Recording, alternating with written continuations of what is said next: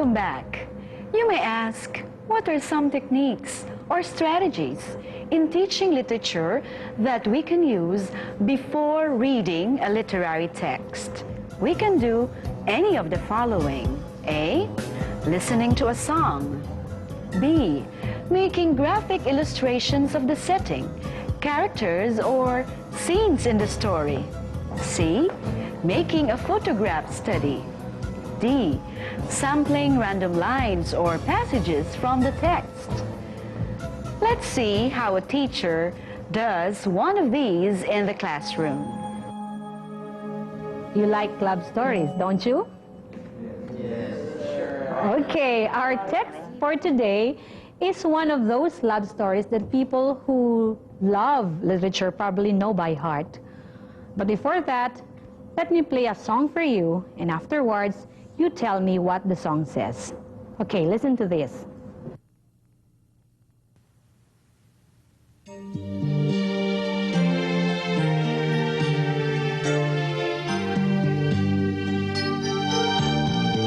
A time for us, someday there'll be, when chains are torn by courage born of a love that's free. A time when dreams along the night can flourish as we unveil the love we now must hide. A time for us at last to see a life worthwhile for you and me. And with our love through tears and thorns, we will endure as we pass surely through every storm. A time for us, someday there'll be a new world, a world of shining hope for you and me. Okay, did you like the song? What does it say? What's the message of the song? Yes, Angelo. Mom, it says something about love that's not realized. Good. Any other idea? Okay, Leo. Ma'am, I think it's a lover's promise to his loved one that their love will stay forever. Good. Any more? Anthony. Well, ma'am, the song is about a relationship that unfortunately never worked out. But the love is hopeful that they'll be together someday. Very good. Our text for today is all about those things that you said. It is about Shakespeare's Romeo and Juliet. What you just saw is one way to feed the text. In other words, to introduce the text and steer students' interest to read and study the literary selection. In this way, you make them look forward to reading and studying the text. Next, let's turn our attention to techniques and strategies to present literary texts to our students. Here are some of them. A. Reading the text live by the teacher. B. Listening to a recording of the text. C. Presenting slides. D. Using transparencies. E. Jigsaw reading. Join me in the classroom as the teacher does one of them with her students. The poem that we will discuss today is different from the other poems that we have studied so far. First, the structure is different, and second, the reading of the poem must match to what it says. Okay, let me read it for you. And as I read it, you read along. Just listen first, and then I'll read it for you. Okay? Do you have copies, everybody? One more.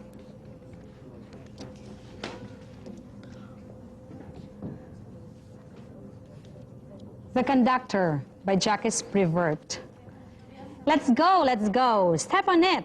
Let's go, let's go. Come on, get going. There's too many passengers. Hurry, hurry. Some are in line, some everywhere. Lots along the landing or in the holes of the womb of their mother. Let's go, let's go. Press the trigger. Everybody's got to live. So, kill some. Let's go, let's go. Come on, be serious. Move along. You know you can't stay here too long. There's got to be room for everyone. A little trip, they told you. A little trip around the world. A little trip in the world. A little trip and you're off. Hurry, hurry. Be polite. Don't push. Okay. Did you like that?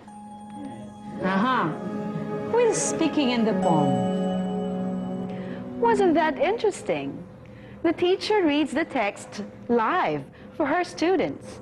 Surely a good oral interpretation of a poem will steer more interest for our students to read and understand a literary selection.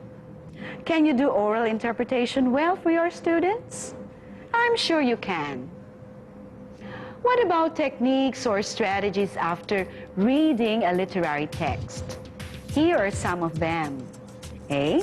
Producing mime or dance interpretation. B.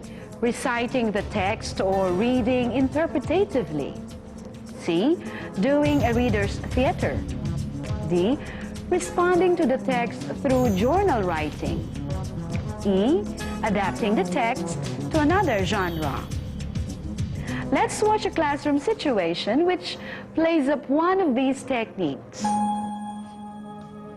I know that you're fond of watching movies, aren't you? Of course. Okay, what movies? For example, what movies have you seen lately? Titanic. What else? Okay. Okay, now let's see how you can make use of your experience as a moviegoer to translate the selection we just read to film. Let me explain. You will make a script that could be used to film the scenes from the selection we read. You will imagine the scenes involving Dr. Michihiko Hachiya, the main character of the text. You will make a script, but without dialogues, just describing or imagining the scenes in the story or from the story itself. Okay, we call this activity screen adaptation. We will use a format for that. This is the format that you will use. Okay, and you will go into your groups to work on this. Will you please go to your groups now, and I will give the format to you so that you will be guided by it. Okay. Group 1.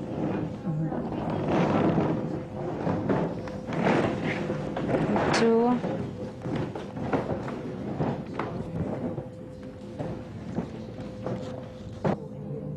You will have to make descriptions of each scene.